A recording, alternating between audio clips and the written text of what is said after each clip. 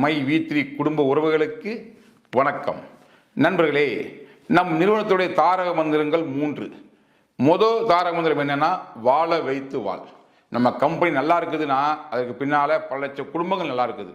வழக்கமாக என்ன சொல்லுவாங்கன்னா, கம்பெனி ஜெயிச்சா அல்லது உறுப்பினர் ஜெயிச்சா அர்த்தம் இல்லை, ஆனால் உறுப்பினர் நல்லா இருந்தால் கம்பெனி ஜெயிச்சா அர்த்தம். ஸோ அந்த வகையில் வாழ வைத்து வாழ் அப்படிங்கிற கான்செப்டை கம்பெனி மட்டும் ஃபாலோ பண்ணல, இன்னைக்கு எல்லா அச்சீவர்ஸும் ஃபாலோ பண்ணியிருக்கீங்க. இன்னைக்கு வந்து நீங்கள் சீலிங் அச்சீவ் பண்ணி ஒரு வருமானம் வாங்குறீங்கன்னா உங்களுக்கு கீழே பல குடும்பங்கள் ஒரு பேசிக் இன்கம் வாங்கிட்டு இருக்காங்க அர்த்தம். ஸோ நம்ம வாழ வச்சு தான் வாழ்ந்துட்டு இருக்கோம், அதில் எந்த குழப்பமும் இல்லை.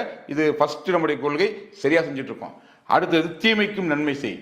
இன்னைக்கு நம்ம கம்பெனியை பற்றி தப்பா இது இப்படி அது அப்படின்னு சொல்ற பல யூடியூபர்ஸ் லட்சக்கணக்கான வியூஸை வாங்கி இதன் மூலியமா நல்லா சம்பாதிச்சுட்டு இருக்காங்க. ஸோ நம்ம தீமை பண்றவங்களுக்கும் கம்பெனிக்கும் நன்மை பண்ணியிருக்கோம், அது தொடர்ந்து நடந்துட்டு இருக்குது. நடக்கட்டும், எல்லாரும் நல்லா இருக்கட்டும். இது 2வது பாயிண்ட். இதுல 3வது பாயிண்டான உண்மையை உறக்க சொல் அப்படிங்கிற அந்த ஸ்லோகனை இன்னைக்கு கையில் எடுத்து செயல்படுத்த நேரம்.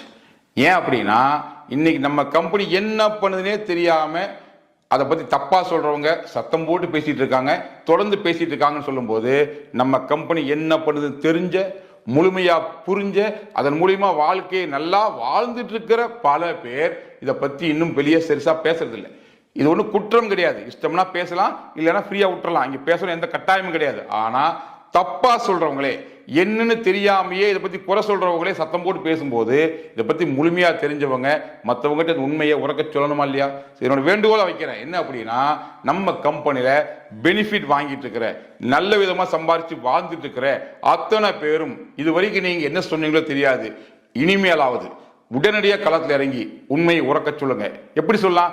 யாரை பார்த்தாலும் மகேஜ் தெரியுமான்னு கேளுங்க, தெரியும்னு சொல்லுவாங்க. டிவியில் வந்தது இல்லை, யூடியூப் வந்தது அதான சொல்லுவாங்க. ஸோ அவங்க ஒரு நெகட்டிவ் சிந்தனை கூட பதிவாயிருக்கும் யாரோ ஒருத்தர் கொடுத்த பிரச்சாரத்தினால. ஸோ அதை தெளிவுபடுத்துங்க. நான் இந்த கம்பெனி இருக்கேன், நான் நல்லா இருக்கேன், இவ்வளவு சம்பாதிக்கிற உண்மையை மட்டும் சொல்லுங்க, பொய் சொல்லே சொல்லாதீங்க. என்ன சம்பாதிக்கல கேட்டா ஆதாரம் காமிக்க தயாராகணும், உங்க ஆப்பை காமி தயாராகணும், தேவைப்பட்டா உங்க பேங்க் அக்கௌண்ட் காமி தயாராகணும். அந்த அளவுக்கு எது உண்மையோ அதை மட்டும் பேசுங்க. ஆனா சத்தம் போட்டு பேசுங்க. தட் மீன்ஸ் எல்லாத்துக்கும் புரியுற மாதிரி பேசுங்க.